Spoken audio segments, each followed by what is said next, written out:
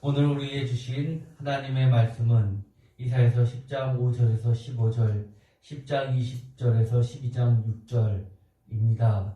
제목을 다 함께 읽어보겠습니다. 주 하나님 여호와의 뜻과 목적을 모르는 것이 다. 아멘. 이사야서 10장 5절에서 15절까지의 구절들을 보면 A, B, A-A의 형태를 취하고 있습니다. 그래서 맨 겉은 하나님의 도구, 즉 아시리아를 이야기하고 있고, 그 중간에서는 여호와께서 왜 아시리아를 도구로 삼으셨는지 그것에 대한 목적과 그리고 평가가 나와 있게 됩니다. 우리가 하나님의 말씀을 배우면서 여러 가지 구조들을 볼 때 여러 학자들의 의견을 참조하는 이유가 있습니다. 저도 제 개인적으로 하나님의 말씀을 해석하는데 여러 가지 제 생각대로 말씀을 전할 수는 있지만 그것을 하지 않고 더 많은 사람들이 공통적으로 여러 가지 토론을 거쳐서 인정된 부분들을 우선적으로 전달하려고 애를 씁니다. 그것들이 학자들의 견해에 드리고 여러 학회들을 통해서 서로 토론을 거쳐서 그리고 그것들이 채택이 됩니다. 물론 그 학자들은 다 신앙인들입니다. 감리교만 하더라도 이 교수가 되려면 감리교의 목사가 아니면 교수가 될 수 없습니다. 그리고 감리교 신학교에서 대학원을 졸업하고 박사과정을 들어가려 해도 다 목회자가 아니면 사실은 입학허가를 내주지 않죠. 규정에는 그렇게 되어 있지 않지만 실질적으로는 다 신앙인들이 성서를 연구하는 겁니다. 그래서 늘 하나님의 뜻을 강구하는 데 있어서 내 개인의 생각보다는 언제든지 하나님의 뜻을 먼저 강구합니다. 그래서 구조가 중요한 겁니다. 여기서 보면 이사야서 10장 5절에 보면 화 있을진저라는 이야기부터 나오게 됩니다. 그래서 어떤 사람들은 10장 5절부터를 읽으면 화에 대해서 이야기하구나 라고 생각할 수가 있습니다. 무엇이 화고 무엇이 복인지, 그래서 내가 이것은 피해야지 라고 생각하는 경우가 있는데 사실 이 화에 대해서 이야기하는 주된 목적은 화보다도 하나님께서 왜 화를 이야기하시는지, 하나님의 목적이 무엇인지, 하나님의 뜻이 무엇인지를 가르쳐 주는 겁니다. 5절 아스루 사람은 화 있을진저 그는 내 진노의 막대기요 그 손에 몽둥이는 내 분노라. 6절 다같이 읽겠습니다. 내가 그를 보내어 경건하지 아니한 나를 치게 하며 내가 그에게 명령하여 나를 노하게 한 백성을 쳐서 탈취하며 노력하게 하며 또 그들을 길거리에 지등같이 짓밟게 하려 하거니와 라고 이야기를 합니다. 그런데 우리가 의아스러운 것이 있습니다. 사실 아수르는 하나님을 믿지 않습니다. 그럼에도 불구하고 하나님께서 뭐라고 이야기하냐면 내가 그를 보냈다라고 이야기하는 겁니다. 이것이 신앙인으로서는 매우 중요합니다. 그런데 하나님께서 그를 선택하셔서 도구로서 그를 보내셨고 그 보내신 목적이 무엇인지를 명확하게 하고 있는 것이 있습니다. 7절입니다. 다 같이 읽겠습니다. 그의 뜻은 이같지 아니하며 그의 마음의 생각도 이같지 아니하고 다만 그의 마음은 허다한 나를 파괴하며 멸절하려 하는도다. 8절 그가 이르기를 내 고관들은 다 왕들이 아니냐, 갈로는 갈그미스와 같지 아니하며 하맛은 아르밧과 같지 아니하며 사마리아는 다메섹과 같지 아니하냐 라고 이렇게 이야기한다는 겁니다. 그런데 7절에 보면 그의 뜻은 이같지 아니하며 아스루 왕의 생각은 그렇게 생각이 들지 않고 그러할 뜻도 없다고 이야기합니다. 여기서 표면적으로는 드러나 있지 않지만 중심이 되는 것이 있죠. 그러면 하나님의 뜻과 하나님의 생각과 하나님의 마음은 어떠하냐라는 겁니다. 그것이 사실은 화 있을진저라고 이야기를 시작하신 하나님의 원래의 본뜻이라는 겁니다. 무엇이 그렇게 하나님께 대하여 화가 되었을까요? 이 7절을 보면 명확합니다. 무엇이죠? 하나님께서 그를 선택해서 그에게 권한을 주셨는데 그의 뜻은 하나님의 권한과 하나님의 목적하고는 관계없이 자신의 생각과 뜻과 의지대로 이 모든 것을 이루려 한다는 겁니다. 그래서 그의 마음은 허다한 나라를 파괴하며 멸절하는 데 있다는 겁니다. 그러면 하나님의 뜻과 마음의 생각은 무엇일까요? 하나님의 마음의 생각과 하나님의 뜻은 그의 생각과 같지 않다는 것을 통해서 우리는 분명히 알 수 있습니다. 뭐죠? 나라를 파괴하며 멸절하려는 것이 아니라 하나님의 진정한 구원을 이루려는 것이라는 겁니다. 살리려는 것입니다. 그런데도 불구하고 그는 그 하나님이 주신 권한을 이용해서 내 고관들은 다 왕들이 아니냐, 갈로는 갈그미스와 같지 아니며 하맛은 아르밧과 같지 아니며 사마리아는 다메섹과 같지 아니하냐 라고 하면서 여러 도시들이 자기가 멸망시키고 그리고 압제하던 것과 대동소이하다는 겁니다. 자신들이 하려고 하는 그 뜻대로 모든 것을 이룰 수 있다고 이야기를 하는 겁니다. 그래서 하나님은 이 아수르에게 화 있을진저라고 이야기합니다.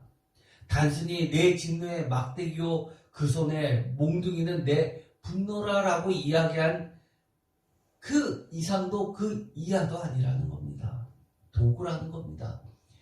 비록 겉으로 보기에는 여러 실체가 있는 것 같지만 모든 것을 움직이는 것은 하나님 한 분이라고 이야기합니다. 우리가 언뜻 생각하면 이럴 수 있습니다.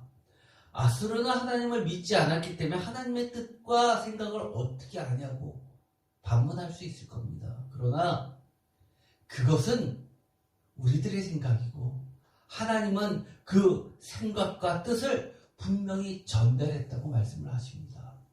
그래서 하나님의 심판은 기독교인들에게만, 하나님의 백성들에게만 있는 것이 아니라 하나님을 믿지 않는다고 하는 모든 만 백성도 하나님의 심판과 주권 아래에 놓여 있다는 사실을 부정할 수가 없습니다. 그날이 오면, 그때가 되면 하나님이 모든 것을 하나님의 생각과 하나님의 계획과 하나님의 뜻대로 심판하십니다. 그렇다면 어떻게 해야 될까요? 그 모두도 한 명도 예외 없이 하나님의 뜻과 생각과 기준을 알아야 되지 않겠습니까? 나는 하나님을 믿지 않기 때문에 그것을 몰랐다라고 하는 것은 전혀 하나님 앞에서 익스큐즈가 되지 않습니다. 사실 화이슨질저라는 이것은 이 이사야서에 여러 군데에 등장합니다. 그러나 매우 중요한 본문입니다. 3장에 우리가 이미 살펴본 것처럼 화이슬진저라는 말씀이 3장 9절과 3장 11절에도 나오게 되고 가장 많이 나오는 것은 이사야서 5장 이 포도원의 노래에 화이슬진저라는 말씀이 대거 나오게 됩니다. 5장 8절, 5장 11절, 5장 18절, 5장 20절, 5장 21절, 5장 22절. 특별히 이사야서 5장 21절 스스로 지혜롭다 하며 스스로 명철하는 자들은 화 있을진저라고 말씀을 하십니다. 참된 지혜, 참된 명철이 무엇입니까? 하나님을 경외하고 하나님의 뜻을 아는 것이 진짜 지혜고 진짜 명철 아닙니까? 하나님 앞에 늘 겸손하고 그 뜻과 생각을 묻고 모르면 하나님의 말씀을 통해서 배우는 것이 그것이 진짜 지혜이고 진짜 명철입니다. 그렇지 않은 모든 자들은 화 있을 진저라고만 이야기하실 뿐입니다. 이사야서 10장 2절, 10장 5절에도 마찬가지로 오늘의 이 10장의 본문 가운데도 반복됩니다. 그리고 29장 15절, 30장 1절, 31장 1절, 33장 1절에도 반복됩니다. 45장 9절은 정말 유명한 말씀이 나오죠. 질그릇 조각 중 한 조각 같은 자가 자기를 지으신 이와 더불어 다툴진대 화 있을진저.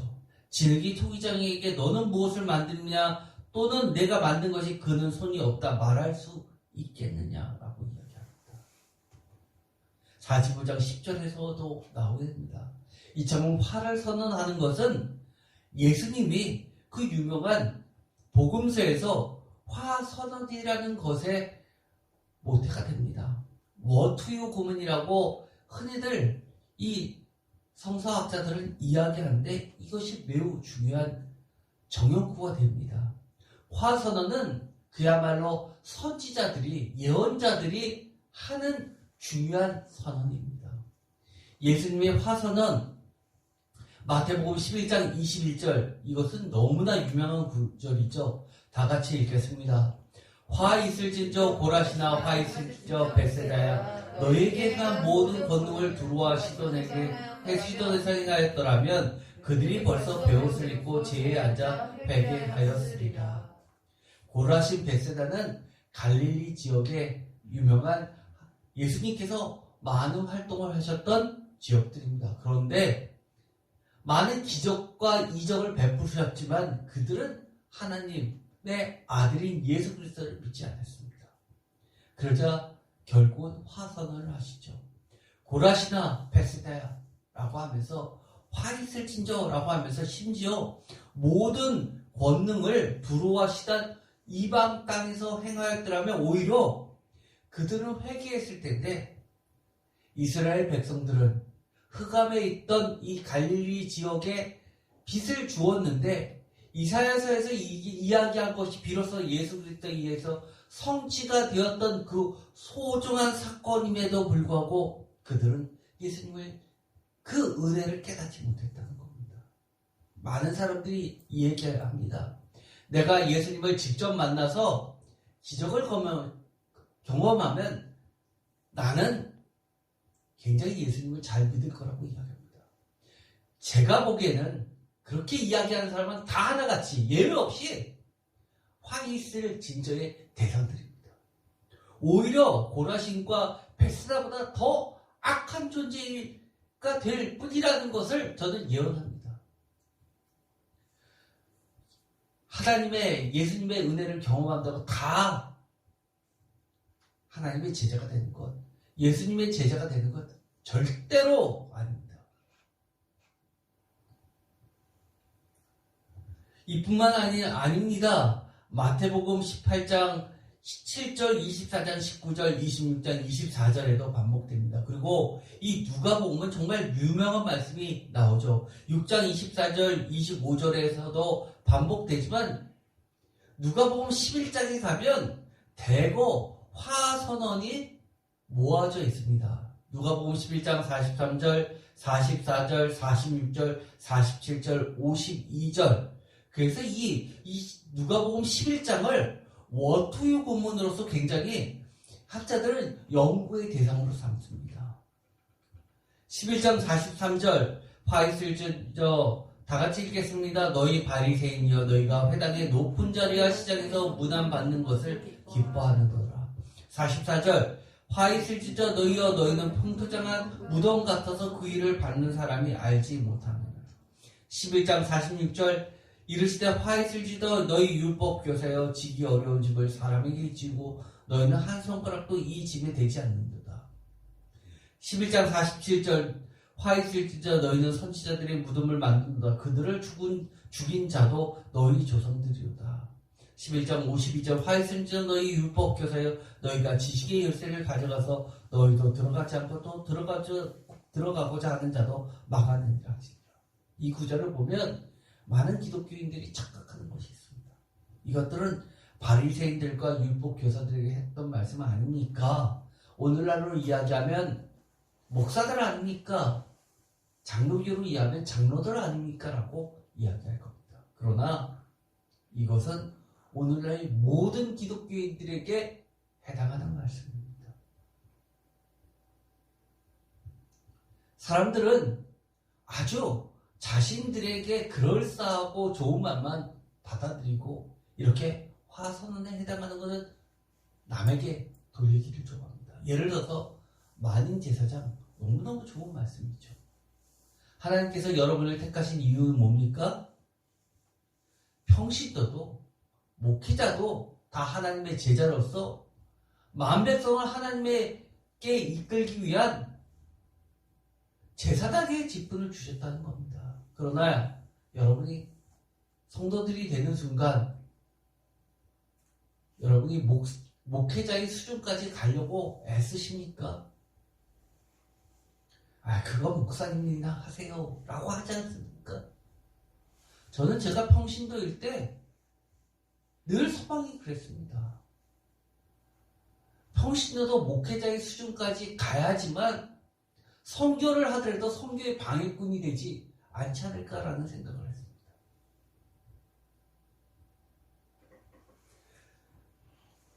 여러분들은 어떻게 생각하십니까? 저는 제가 지금 목회자의 길을 걸어도 제가 평신도 같습니다.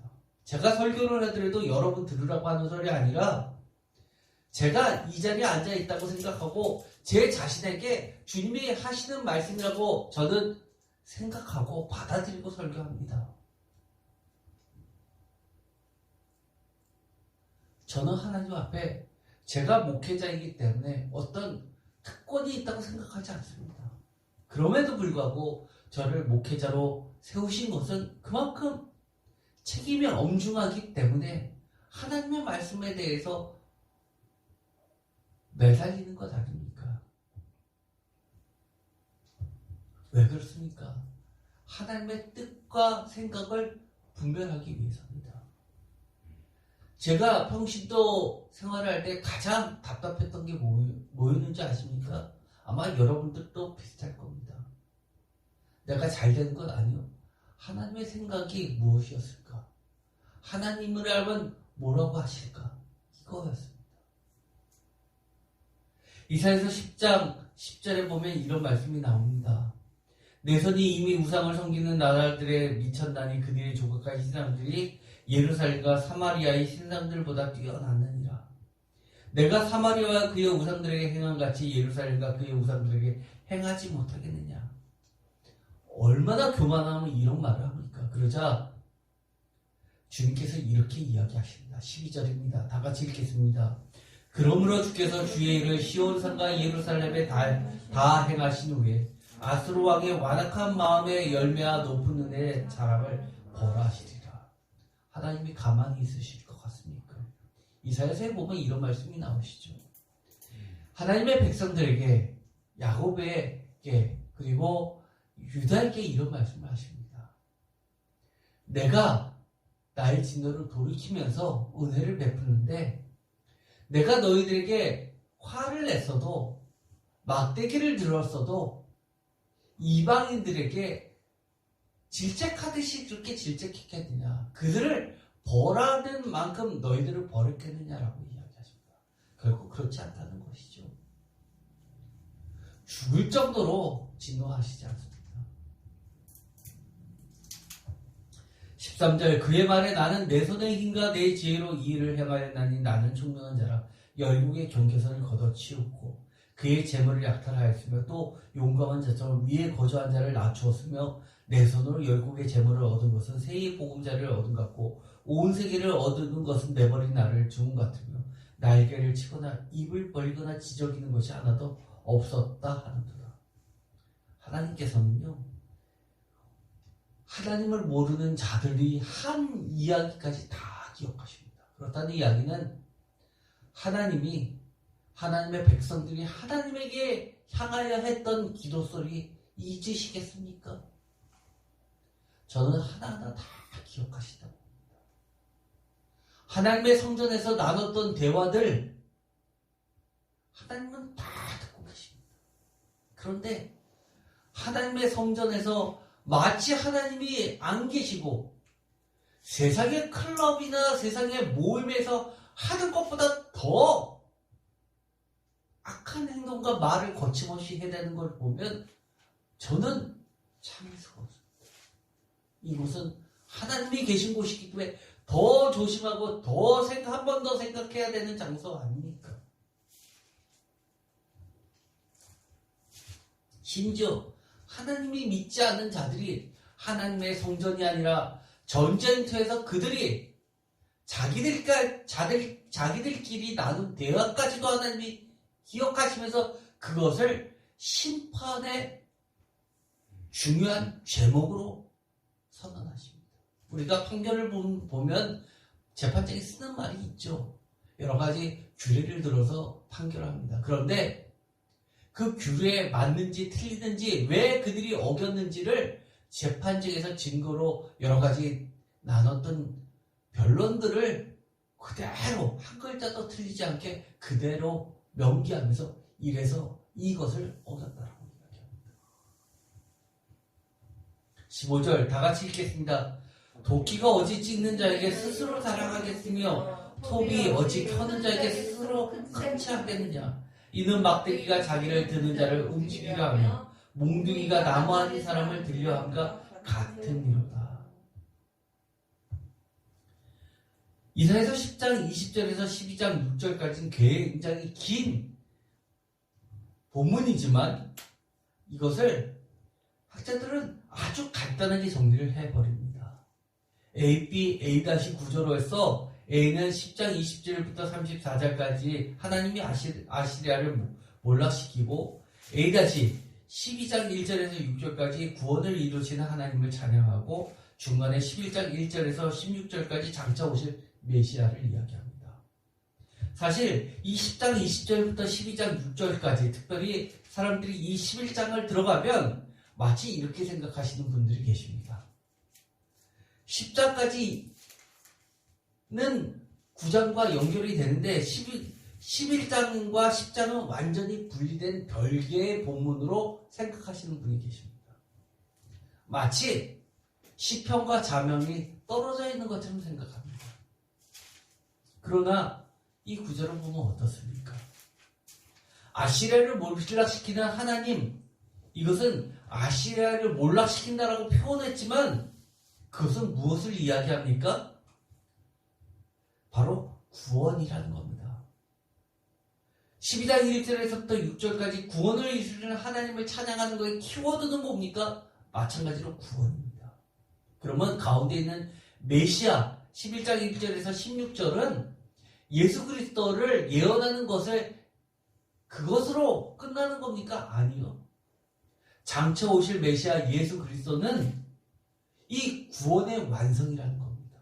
결국 10장 20절부터 12장 전체까지는 모두 다 구원이라는 하나의 단어로 꿰뚫고 있는 겁니다. 다만 하나님께서 이 구원을 10장 20절부터 34절까지는 아시리아를 몰락시키고 또 12장 1절에서 6절까지는 아시리아의 몰락을 통해서 구원받은 백성들이 하나님의 행하신 일을 찬양하는 것으로 끝나지만 중간에 단전시킨 것처럼 11장 1절에서 16절까지는 단전이 아니라 구원을 완성시킨 이 메시아 예수 그리스도께서 펼치시는 하나님의 나라, 이것이 구원의 참 실체라는 것을 드러내는 말입니다. 그래서 이 11장은 구원의 완성으로서의 메시아, 즉 예수 그리스도에 의해서 성취되는 것을 이야기합니다. 그래서 이사야서 10장 20절부터 쭉 보면 중요한 말이 있습니다. 20절에 그날에라는 말입니다. 그날에 이스라엘의 남은 자와 야곱 족속에 피난한 자들이 다시는 자기를 친 자를 의지하지 아니하고 다 같이 읽겠습니다. 이스라엘의 거룩하신 이 여호와를 진실하게 의지하리라. 의지한다라는 말은 무슨 말씀입니까? 믿는다, 신뢰한다라는 뜻입니다. 이스라엘의 거룩하신 이 여호와를 진실하게 믿는 것, 그 안에 바로 구원이 있기 때문입니다. 21절 남은 자 곧 야곱의 남은 자가 능하신 하나님께로 돌아올 것이라. 22절 이스라엘이여 내 백성이 바다의 모래 같을지라도 남은 자만 돌아오리니 넘치는 공의로 파멸이 작정되었습니다. 이 22절을 예정론으로만 읽으면 안 됩니다. 하나님의 모든 예정은, 장로교는 마치 어떤 것에 대해서 미래를 예측하고 확정되어 있는 것처럼 얘기하려고 하는 그런 교리가 있습니다. 그러나 감리교는 그렇지 않습니다. 존 웨슬리 목사님은 그렇게 이야기했죠. 하나님의 유일한 예정은 만인을 구원하려고 하는 것이다. 구원에 방점을 두고 있습니다. 하나님의 작정이라는 겁니다. 안타깝게도 그 구원은 남은 자만 돌아온다는 겁니다. 심판과 구원은 뗄래야 뗄 수가 없다는 겁니다. 화는 곧 복입니다. 왜 남은 자만 돌아와야만 합니까? 믿음을 통해서 하나님을 진실하게 신뢰하는 자만 통해서 하나님의 구원은 이루어지기 때문입니다. 23절 이미 작정된 파멸을 주 만군의 여호와께서 온 세계 중에 끝까지 행하시리라. 끝까지라고 이야기합니다. 24절 그러므로 주 만군의 여호와께서 이르시되 시온에 거주하는 내 백성아 아수르가 애굽이 한 것처럼 막대기로 너를 때리며 몽둥이를 들어 너를 칠지라도 그를 두려워하지 말라라고 이야기합니다. 이사야서 10장 25절 내가 오래 있지 아니하여 내게는 분을 그치고 그들은 내 진노로 멸하게 하시도다. 26절 만군의 여호와께서 채찍을 들어 그를 치시되 오랫바위에서 미디안 사람을 쳐 죽인 것 같이 하실 것이며 막대기를 드시되 바다를 명하여 애굽에서 하신 것 같이 하실 것이다. 이것은 왜 미디안을 다시 거론하셨는지를 우리가 전에 이야기했습니다. 왜요? 빛이시기 때문입니다. 빛으로 오신 주님. 빛은 진리입니다. 진리로 오신 주님. 27절 다 같이 읽겠습니다. 그날에 그의 무거운 짐이 내 어깨에서 떠나고 그의 멍에가 내 목에서 벗어지되 기름진 가득의 멍에가 부러지리라. 이것을 표준세 번역은 이렇게 이야기합니다. 아시리아의 멍에를 너의 목에서 벗기실 것이다. 내가 살이 쪄서 멍에가 부러질 것이다. 멍에가 살이 찐다고 부러집니까? 살이 쪘다라는 이 이야기는 특별한 하나님의 은혜를 이야기하는 겁니다. 강건해지는 것을 이야기합니다. 28절 그가 아얏에 이르며 미그론을 지나 밑밭에 그의 장비를 두고 산을 넘어 게바에서 유숙하며 라마는 돌고 사흘에 기브아는 도망하더라. 딸 갈림이 큰 소리로 외칠지어다 라이사가 자세히 들을지어다 가련하다 너 아나도시여 마베나는 피난하며 개빅 중이는 도망하더라. 아직 이날에 그가 녹에서 쉬고 딸 시온산 곧 예루살렘 산을 향하여 그 손을 흔들리로다. 33절 다같이 읽겠습니다. 보라 주 만군의 여호와께서 혁혁한 위력으로 그 가지를 꺾으시리니 그 장대한 자가 찍힐 것이요 그 높은 자가 낮아질 것이다. 주 만군의 여호와께서 임하시는 날은 이렇게 많은 도시들을 언급한 것처럼 이스라엘 백성에게만 하는 것이 아니라 만 백성을 향하여 하나님께서 치리하시는 겁니다. 많은 사람들이 하나님께서는 교회에서도 활동하시지만 세상에서 사업을 성공하려면 세상의 방식을 따라야 된다고 이야기합니다. 오늘의 말씀은 그런 것이 아닙니다.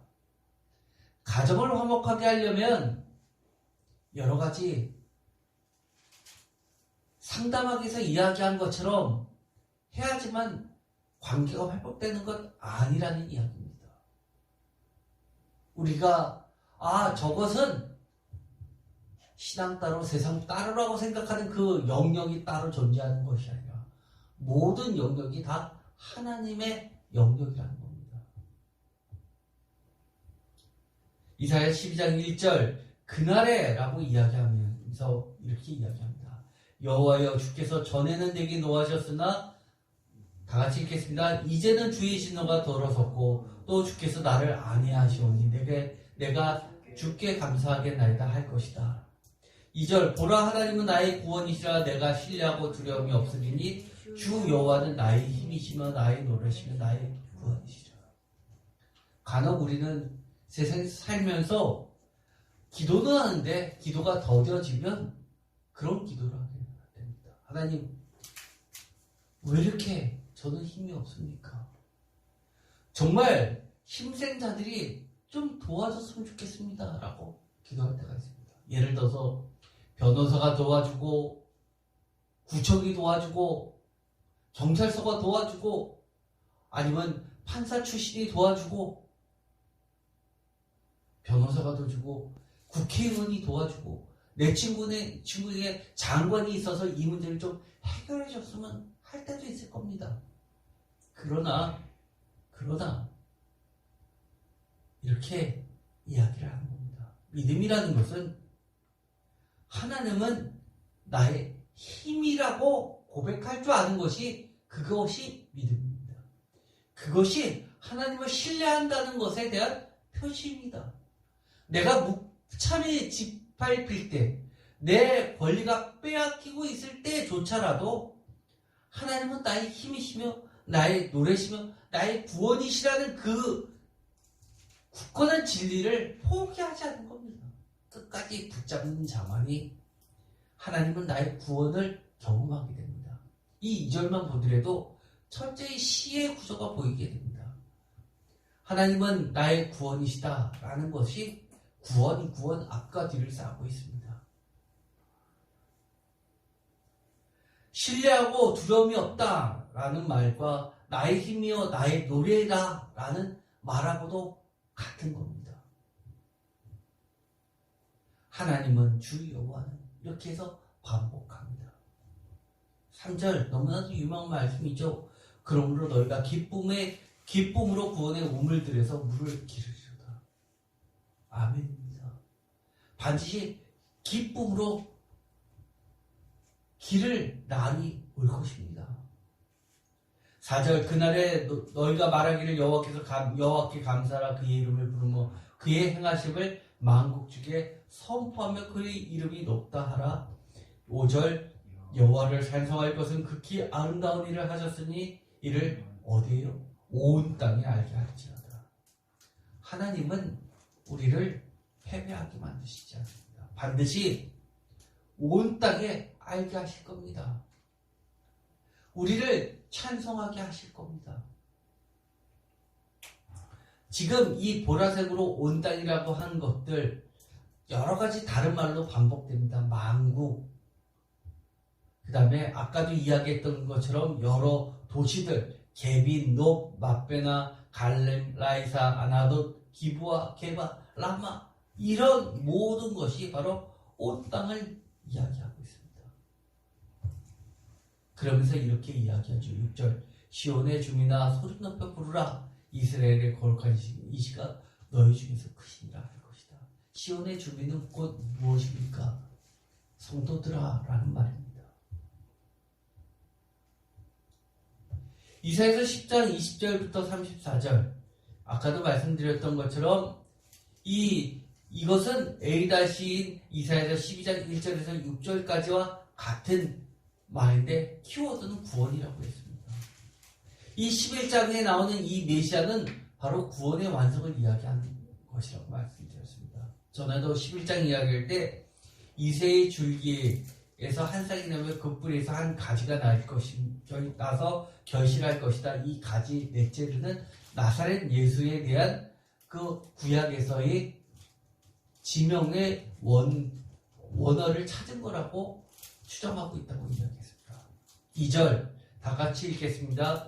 그의 위에 여호와의 영 곧 지혜와 총명의 영이요 모략과 재능의 영이요 지식과 여호와를 경외하는 영이 강림하시리니 그가 여호와를 경외함으로 즐거움을 삼을 것이며 그의 눈에 보이는 대로 심판하지 아니며 그의 귀에 들리는 대로 판단하지 아니하리라.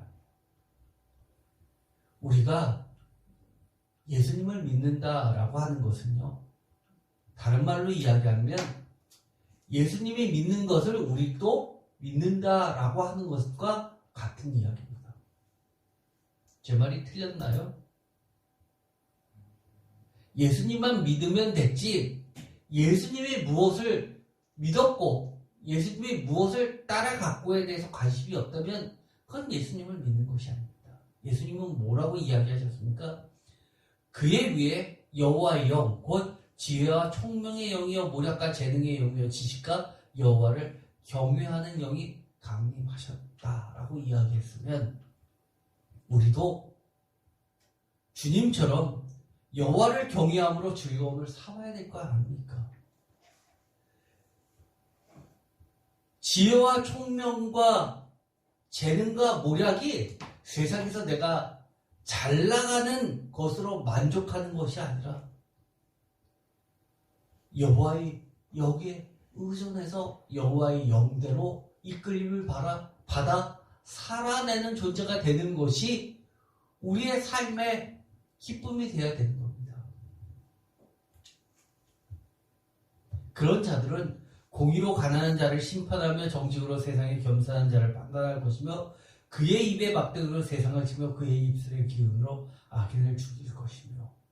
사실 이 4절의 말씀은 나중에 요한계시록에 가면 마지막 때 우리가 본 장면이 있죠. 정말 영화의 드라마처럼 예수님께서 어린 양께서 백마를 타고 모든 악을 제거하신 때가 나오게 되죠. 그럴 때 어떻게 하시죠? 말씀으로 쓰여진 예수님이 등장합니다. 그리고 말씀으로 모든 것들을 다 멸하십니다. 이 입의 막대기, 이건 뭡니까? 하나님의 말씀의 힘입니다. 그래서 우리가 말씀을 잘 배워야 되고 말씀을 늘 가까이 해야 되고 또 말씀을 내 생각대로 취사 선택하는 것이 아니라 하나님의 생각과 뜻대로 이것을 우리는 받아들이는 존재들입니다. 내 생각을 이 성경책에다 주입시키는 것이 아니라 오히려 성경의 말씀을 내 생각에 주입시키는 겁니다. 그래서 일단은 우리가 말씀을 배울 때는요, 내 생각을 다 제로에서부터 출발해야 됩니다. 가장 좋은 것은요, 내 생각은 언제나 틀릴 수 있다라는 전제하에서 하나님의 뜻에 맞춰서 내 생각을 조종할 필요가 있습니다. 그런데 내 생각은 조금 더 바꿀 생각하지 않으면서 하나님의 말씀을 재단하는 경우가 너무 많이 있습니다. 성경에 그렇게 하기 시작하면 얼마나 어려운 게 많이 있습니까? 전에도 이야기했죠.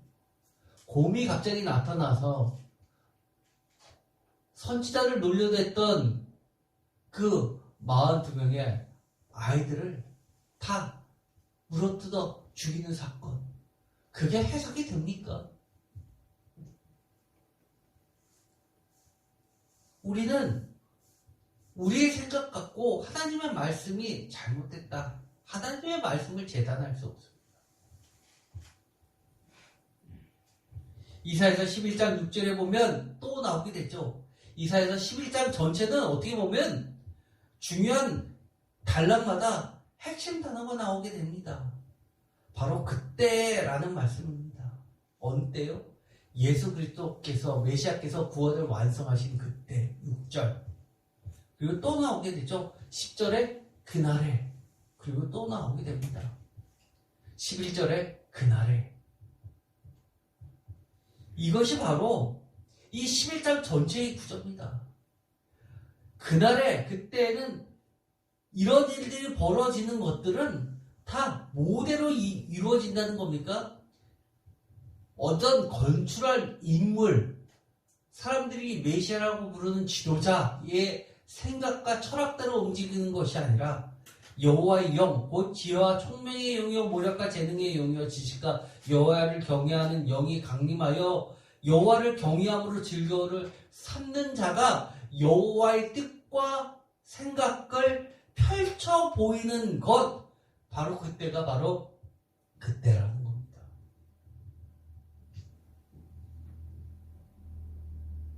그러면서 정말 유토피아 같은 이야기를 합니다. 그때 6절 다 같이 읽겠습니다. 이리가 어린 양과 함께 살며 표범이 어린 염소와 함께 누우며 송아지와 어린 사자와 살찐 짐승이 함께 있어 어린 아기에게 이끌리며 암소와 곰이 함께 먹으며 그것들의 새끼가 함께 엎드리며 사자가 소처럼 풀을 먹을 것이요 젖먹는 아이가 독사의 구멍에서 장난하며 젖된 어린 아이가 독사의 굴에 손을 넣을 것이라. 9절 다 같이 읽겠습니다. 내 거룩한 삶 모든 곳에서 해됨도 없고 상함도 없을 것이니 이는 물이 바다를 덮은 같이 여호와를 아는 지식이 세상에 충만할 것입니다. 이 6절부터 이어지는 이 말씀은 사실은 해석하기는 매우 어렵지만 여러 가지 그림 언어로 마치 우리가 영화를 보는 것처럼 하나님께서 그것을 펼쳐 보이시는데 귀 있는 자 그리고 보는 눈이 있는 자만 볼 수 있게 설명을 하십니다. 어떤 경제학자는 이렇게 이야기하죠. 곰과 암소가 함께 먹으며 라는 것을 통해서 이렇게 이야기하시는 분도 있습니다. 물론 그분은 경제학자 겸 신학자였습니다. 그러면서 소위 말해서 선진국가, 소위 말해서 후진국, 예를 들어서 아프리카의 많은 나라들이 서로 공존하면서 사는 지구, 이것으로 설명하시는 분들도 계십니다.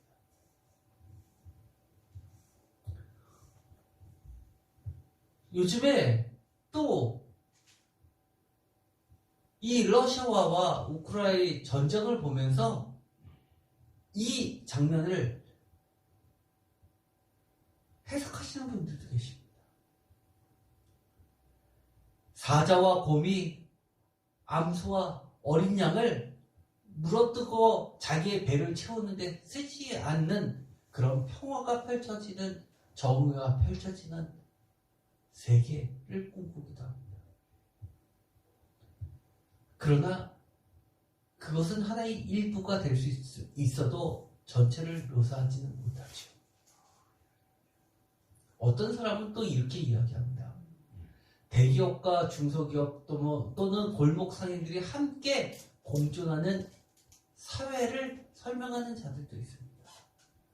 노동자와 사용자가 함께 공존하는 사회를 설명하는 자들도 있습니다. 그러나 이것도 전부가 될 수는 없습니다. 이 8절은 제가 너무너무 좋아하는 구절입니다. 기도할 때마다 얼마나 힘이 되는지 모릅니다. 젖먹는 아이가 독사의 구멍에서 장난하며 젖된 어린 아이가 독사의 굴에 손을 넣을 것이다. 그런데도 불구하고 해됨도 없고 상함도 없다라는 것. 여러분은 어떠신가요? 이걸 보면 말도 안 된다고 생각하십니까?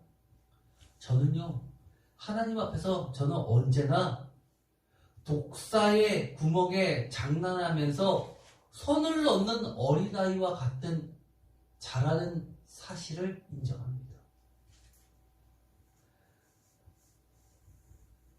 세상을 살면서 내가 선택한 이것들이 올바른 선택이었을까? 내가 선택을 잘못해서 지금 내가 어려움을 겪는 것이 아닐까? 그런 생각 안 해본 사람이 어디 있습니까? 그러나 그때마다 저는 그렇게 기도합니다. 또 누군가가 저에게 물어볼 때마다 저는 이런 이야기를 해줍니다. 우리가 다 안다고 그것을 피할 수 있을 것 같으냐? 아니라는 거죠. 비록 내가 독사의 굴에 손을 넣는 순간이 발생했다 하더라도 하나님은, 예수 그리스도께서는 우리를 해됨도 없고 상함도 없게 하시는 분이라고 저는 이야기해 줍니다. 저희 아내도 얼마 전에도 얼마나 저에게 우리가 선택했던 이런 것들이 정말 착각 아니었을까? 잘못된 거 아니었을까? 라고 물을 때 제가 이 구절로 설명을 해줬습니다. 우리 믿음 잃지 말자. 우리가 알면 얼마나 아냐. 그러나 여호와를 아는 지식이 세상에 충만하는 것, 물이 바다를 덮음 같이 모든 하나님의 영이 덮을 때 우리는 하나님의 구원의 보호 아래 있게 되는 거 아니냐. 그거 놓치지 말자라고 이야기합니다. 여러분들, 성도님들 중에서는 사업장에서, 직장에서 어려움을 겪을 때 이 순간 내가 잘못되면 어떡하나 라고 생각하시는 분 계시겠죠. 그럴 때마다 이거 놓고 기도하세요. 하나님, 저는 어린아이와 같습니다. 제가 이 순간 정말 독사의 굴에 손을 넣는 것 같은 생각이 들 때가 있습니다. 그때 주님께서 해냄도 상함도 없게 해주세요라고 기도하시기 바랍니다. 주님은 분명히 그렇게 해주십니다. 어떤 날이기 때문입니까? 오늘은 내가 겪는 하루하루는 하나님 앞에서, 예수 그리스도 앞에서 바로 구원의 그날이기 때문입니다. 우리가 지구의 종말이 올 때만 그날입니까? 아니요. 매 순간순간이 바로 그날입니다.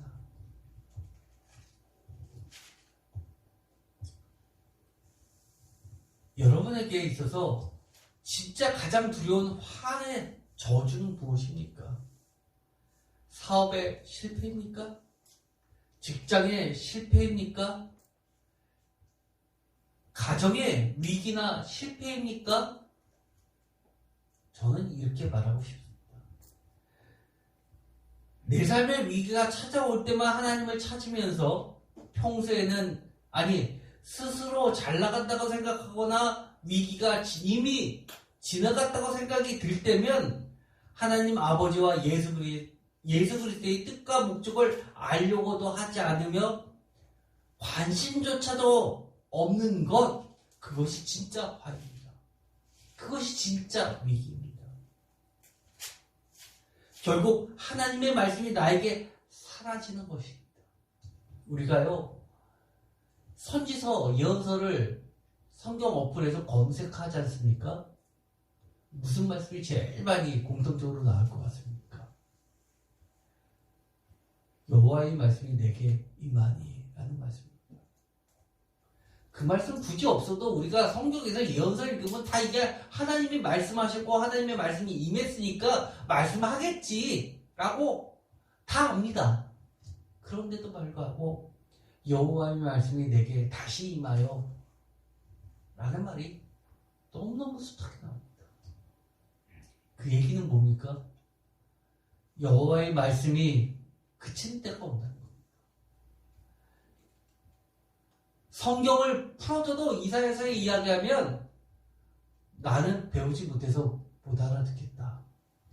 저 말이 무슨 말인지 난 이해가 안 간다. 나에게 묻지 말라고 이야기합니다.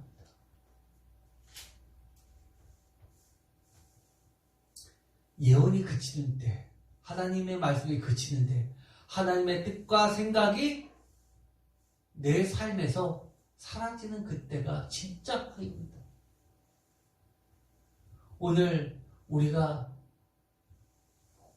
맨 처음 시작할 때 화있을진저라는 말로 시작이 됐습니다. 여러분은 어떤 화가 여러분에게 닥칠까 겁나십니까? 물론 저도 다시 한번 다 수술하지 못했던 이 복부와 다리 쪽에 여전히 찢어져 있는 이 박리들이 정말 다시 터져서 응급실에 가게 되면 그런 거 두렵죠. 정말 두렵습니다. 그러나 더 큰 두려움은 저에게 있어서 하나님의 말씀이 그치고 주 하나님 여호와의 뜻과 목적을 모르게 될 때, 그때는 사실은 저희 목숨이 붙어 있어도 사실은 그것은 죽은 겁니다. 하나님의 말씀을 배울 수 있을 때 하나님의 말씀을, 하나님의 뜻을 배울 수 있을 때 열심히 배워두십시오. 하나님의 말씀이 이 성서에서, 이 하나님의 예배처에서 가득 나온다면 그것이야말로 복된 인생이 어디 있습니까? 늘 하나님을 사모하신다는 이야기는 하나님의 말씀을 사모한다는 이야기고, 하나님을 믿는다는 이야기는 하나님의 말씀을 믿는다는 것입니다. 우리가 하나님의 도구로서, 예를 들어서 많은 사람을 전도하는데 도구로서는 쓰였지만 나는 하나님의 뜻과 생각을 모른다면 그것만큼 이 아수르 이 케이스와 다를 게 뭐가 있습니까? 하나님의 뜻을 하나님께서 결국은 이루신 이후에는 여전히 버려지는 것은 동일합니다. 내가 전도 많이 한다고, 하나님의 도구로 쓰였다고, 내가 남을 가르친다고, 내가 교회에서 봉사를 많이 하는 하나님의 도구로 쓰였다고, 그것으로 만족하지 마십시오. 하나님의, 진짜로 하나님을 경외하는 하나님의 뜻과 목적과 생각을 아는 자들이 되었으면 좋겠습니다. 기도하고 마치겠습니다. 하나님 감사합니다. 우리가 너무나 우리들의 생각에 내 스스로가 너무 알만큼 알았다고, 나는 또 잘났다고 생각하는 것 때문에 하나님의 뜻에 대해서, 하나님의 목적에 대해서 이미 다 안다고 생각하는 것 때문에 진짜 하나님의 뜻을 모르는 경우가 너무 많습니다. 늘 말씀 앞에서 겸손할 수 있게 하시고, 하나님의 말씀이, 하나님의 생각이 그치는 그 순간이 진짜 나에게 화라는 사실을 명심할 수 있게 하여 주옵소서.